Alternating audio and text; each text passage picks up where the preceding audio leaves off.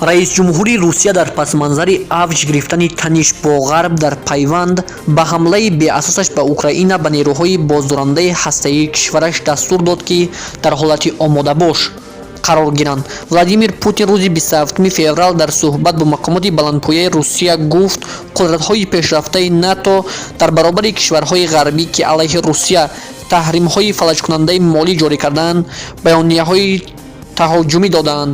Вай ба вазири дифои Русия ва раиси ситоди кулли артиш амр дод, ки нерӯҳои боздорандаи ҳастаиро ба режими махсуси набард гузаронанд.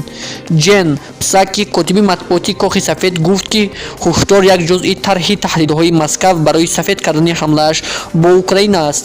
Сафири Амрико дар Созмони Милали Муттаҳид Линда Томас Гринфилд гуфт, ин дастур комилан ғайриқобили қабул аст. Дабири кулли НАТО Йенс Столтенберг ибрози нигаронӣ кард. Ин таҳаввулот дар ҳоле ба вуқӯъ пайвастааст, ки дафтари раисҷумҳур Владимир Зеленский гуфтааст, мақомоти Киеву Москав дар як макон дар марзи Беларус бо Украин мулоқот мекунанд.